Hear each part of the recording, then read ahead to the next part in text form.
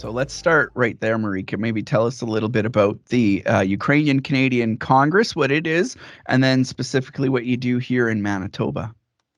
The Ukrainian Canadian Congress is a national organization that started in 1940, and we are the voice of Canada's Ukrainian community.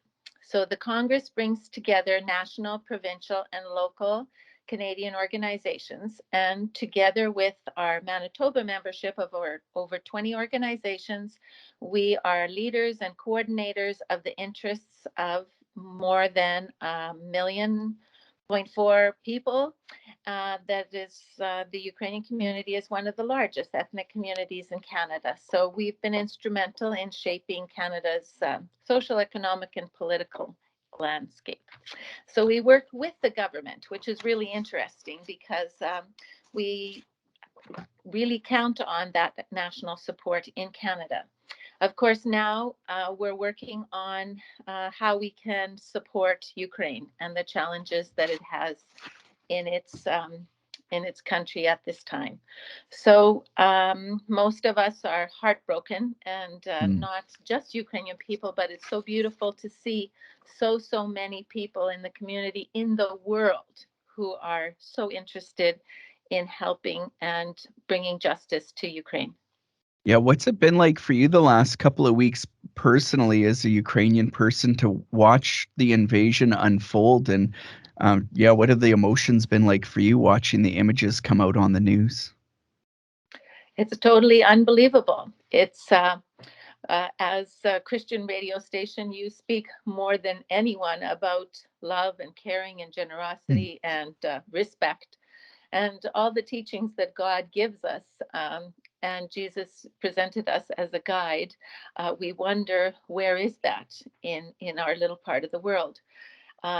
It's beautiful to see how everybody has united, or a large part of the world has united to support that vision of peace, love, respect, um, dignity that is not even there. And we're looking for, of course, the sobriety and independence of the country. So it's very hard to watch. Do you have any family in Ukraine still, or is all your family in Canada now?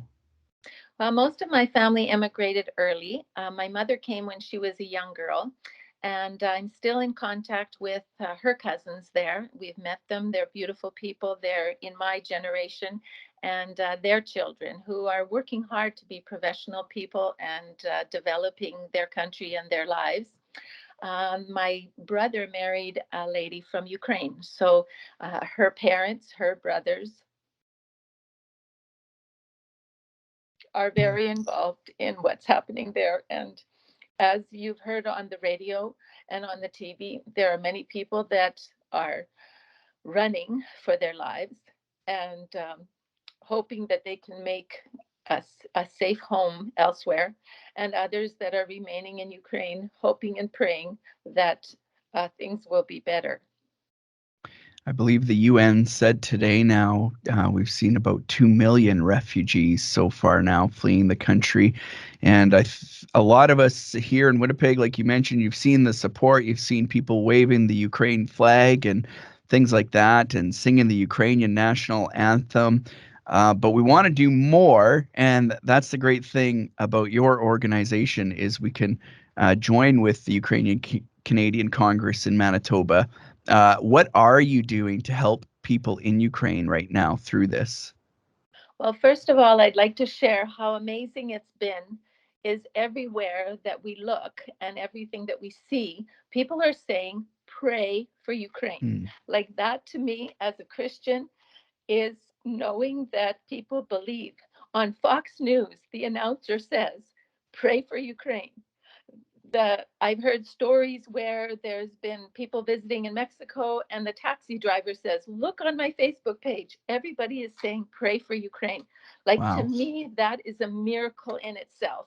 When you can have national news and individuals from different parts of the world that are praying, and honestly, we are praying for a miracle because as you've heard, it's just so strange that the Russian leader Putin has decided that this is the right thing to do. And sadly, he's convincing the Russian people, because there Hmm. are people, as you've heard on the news, which we watch constantly.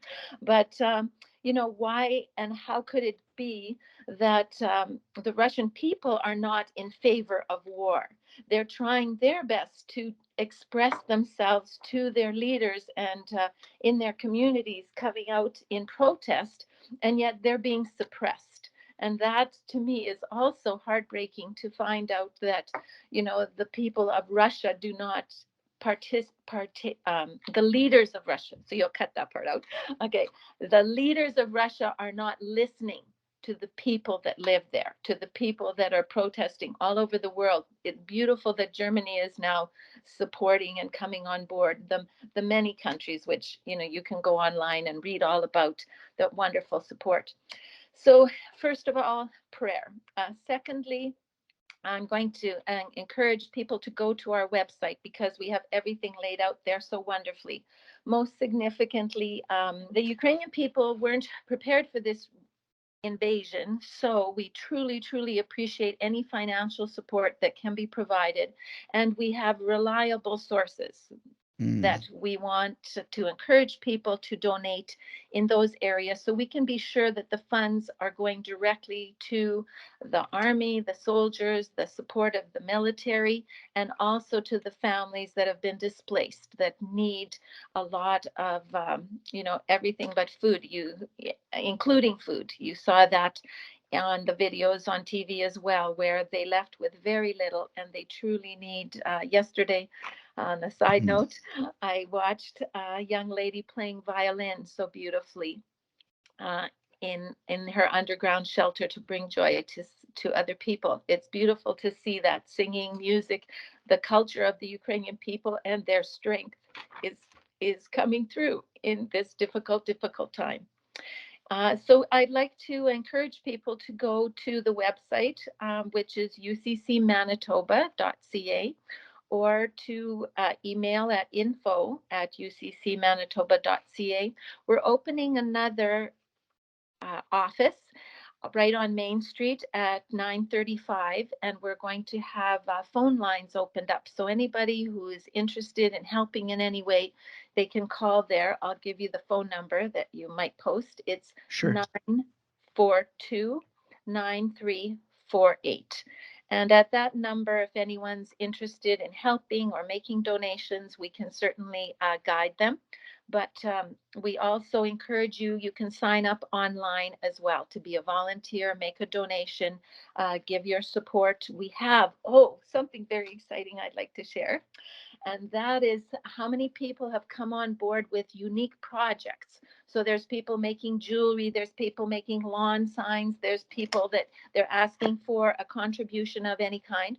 Personally, I'm a musician and I make quite a bit of music. So all the music that we'll be selling from now till the end of April, we might extend it into May. All the proceeds are going to go directly to Ukraine. So all kinds of interesting projects are coming through, and we want people to get on board.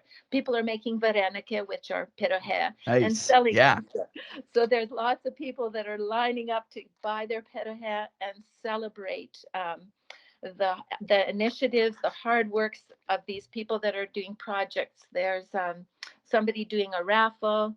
There's stickers that are being made that you can put on your windows. All these bringing attention and encouraging support for our situation.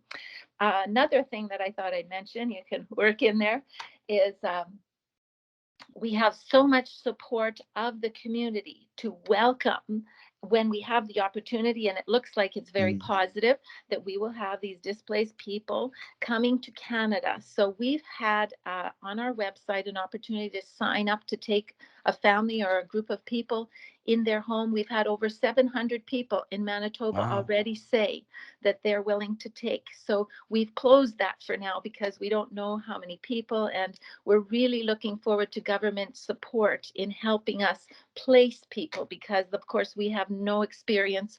We're meeting with members of the government who have agencies that can facilitate that, But for the most part, it's just been heartwarming and overwhelming to find out how many people. Yesterday, I was working at UNF. It's this 935 Main Street, a Ukrainian hall that we have. And people were encouraged to bring supplies.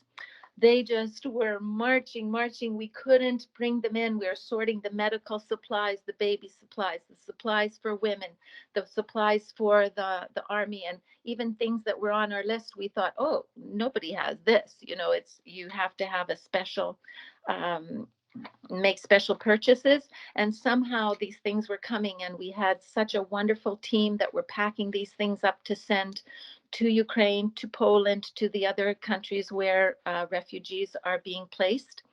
But of course, it's a huge expense to send it there. So we're dealing with those kinds of things. So it's been a work in progress. We're so grateful for the support we've got so far. And thank you.